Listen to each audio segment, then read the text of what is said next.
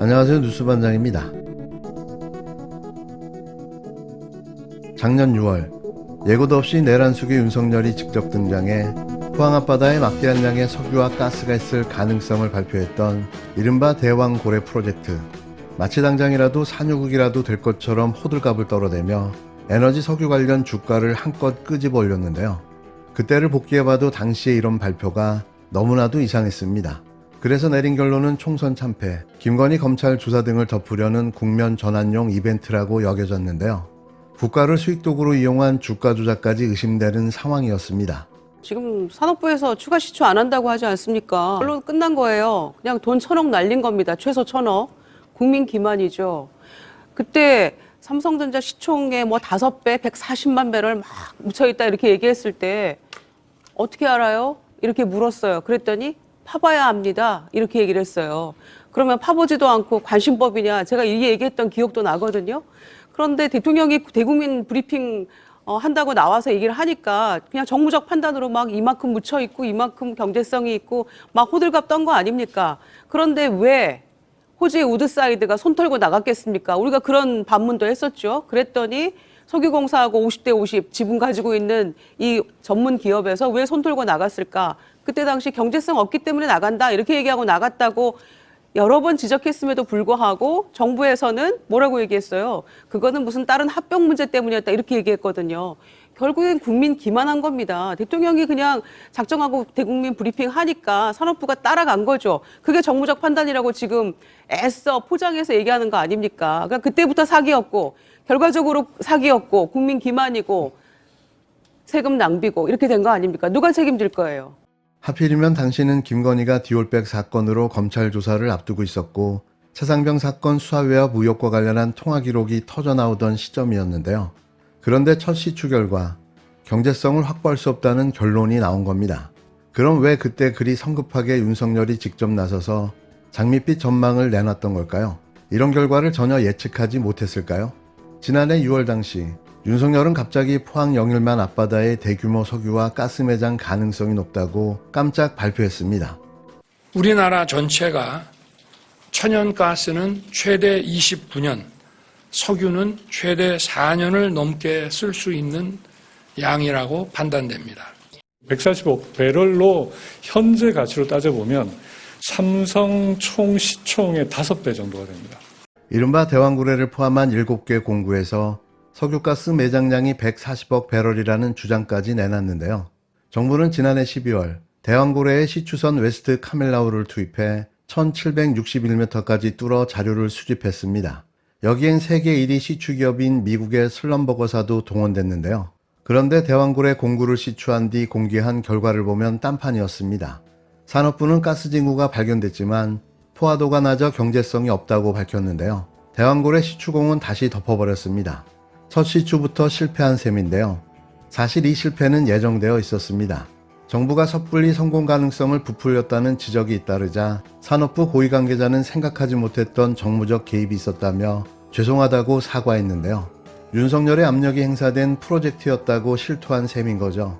다만 나머지 6개 공구에 석유가스가 매장됐을 가능성은 남아있다며 해외 기업에 투자를 유치해 시추 탐사를 이어가겠다고 밝혔는데요. 하지만 다른 공구 역시 비슷한 구조라는 점에서 가능성은 더 낮아진 셈입니다. 석유공사는 대왕고래의 실패를 공개하기 전 동해에서 최대 51억 배럴이 넘는 또 다른 유망 구조, 마기상어 등을 발견했다고 알렸는데요. 이것도 대왕고래 프로젝트 실패를 면피하기 위한 급조된 쇼로 보입니다. 산유국이 됐으면 좋았을 건데 대왕고래 프로젝트가 실패했는데 사실상 보수 언론에서도 좀 뭐 사기극 희망 고문 이 사설에서 강하게 지금 비판하고 있거든요. 글쎄요. 그거 지금 한 번 실추했는데 안 되겠다는 거 아니겠습니까? 그래서 앞으로 시추를 더 하게 될지 저는 해보는 게 필요하다고 생각이 되는데 하게 될지 모르겠습니다만은 그런 거가 한 번 이게 시추를 해봤는데 바로 나오고 그러면 그거 산유국 안 되는 나라가 어디 있겠습니까? 그래서 이런 거는 특히 자원과 관련된 부분은 좀 긴 숨을 보고 봐야지 해야지 당장 한 번 했는데 뭐가 안 된다고 그게 그냥 바로 이게 비판하고 그러는 거는 적절하지는 않다고 봅니다. 이에 권영세 국힘당 비대위원장은 7일 대왕고래 프로젝트가 실패했다는 지적에 대해 앞으로 시추를 더해보는 것이 필요하다는 황당한 입장을 밝혔는데요. 미친 겁니까? 시추공 하나를 뚫는데 국민 열세 1,000억 원이 들어가는 걸 몰라서 이러는 걸까요? 권영세 비대위원장은 이날 오전 SBS 라디오 김태현의 정치쇼에 출연해 자원과 관련된 부분은 긴 호흡으로 보고 해야지 당장 한번 했는데 안 된다고 바로 비판하는 것은 적절하지 않다고 본다며 이같이 밝혔습니다. 대왕고래는 정부, 여당과 대통령이 다 나선 대사기극이었습니다. 윤석열은 그 사기극 예산이 깎인 것을 대표적 개헌 명분의 하나로 내세웠습니다. 사기극을 명분으로 더 큰 사기극을 벌인 겁니다. 국힘은 정말로 이런 왕 사기꾼을 대통령으로 복귀시키겠다는 겁니까? 권영세 비대위원장과 국힘 의원들이 바로 어제까지도 민주당을 비난하며 대왕고래 예산을 살리겠다고 큰 소리를 쳤습니다. 대국민 사기극에 함께하고 이번에도 사과 한마디 안 할 겁니까? 명색이 여당인 국힘이 역도의 무리인 역당이 되어버린 후에 국힘에서 사과라는 단어가 사라졌습니다. 권영세, 권성동 체제에서 윤석열의 뻔뻔한 후한 무치는 아예 당의 정체성으로 정립되고 강화되었습니다. 명백한 잘못에는 사과하는 것이 정치의 기본 아닙니까?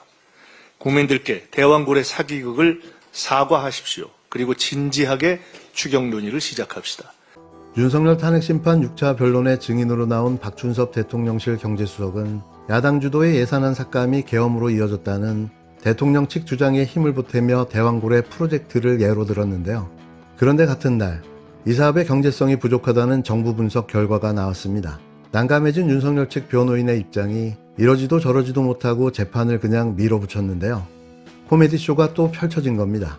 윤석열 측은 야당의 일방적 예산 삭감의 사례로 동해심의 가스전 사업, 이른바 대왕고래 프로젝트를 준비했는데요.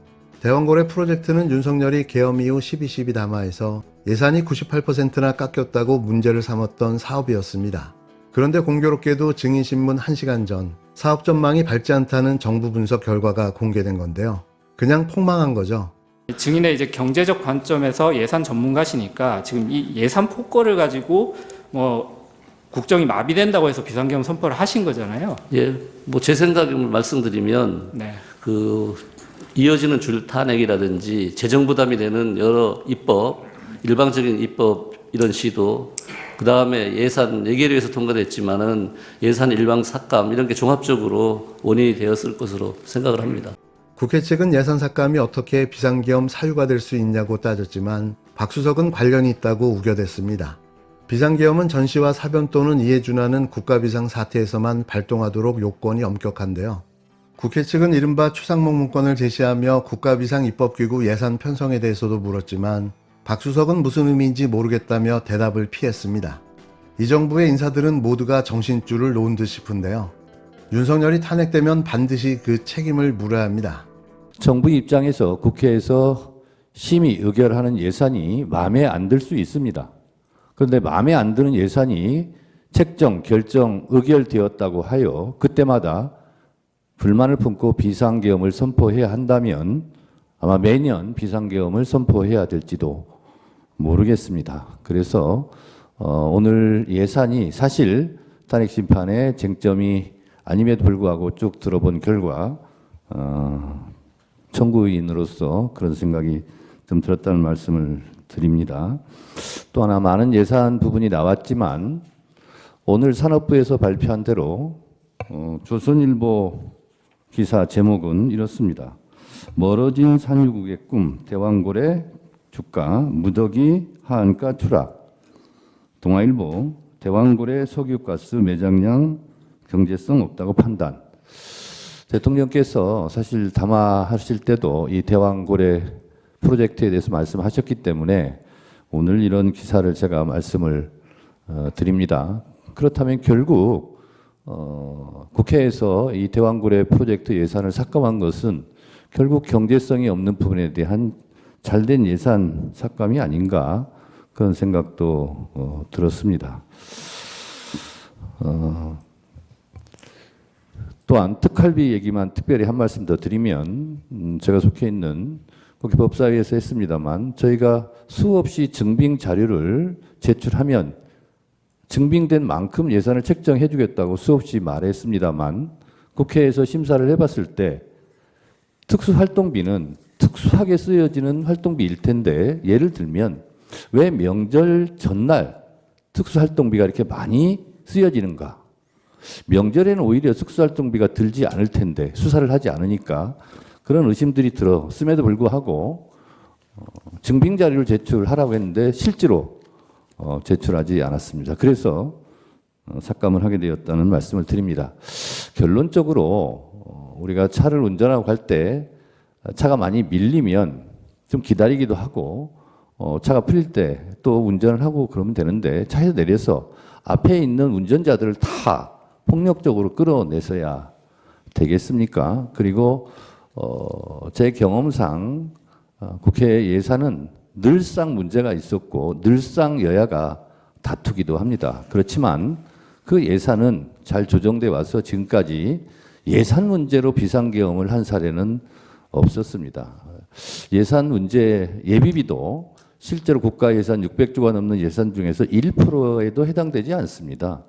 1%도 해당되지 않는 예비비나 이런 각종 정부에서 책정하고자 했던 예산이 실제로 실현되지 않았다 해서 비상계엄을 선포하는 것은 너무 심한 일이 아닐까 그런 생각이 좀 듭니다. 차라리 비상계엄을 그렇게 선포할 거라면 우리는 이런 예산 삭감으로 나라 살림을 운영할 능력이 없다라고 솔직하게 말하는 것이 오히려 국민에 대한 예의와 도리가 아닌가 그런 생각이 들었습니다.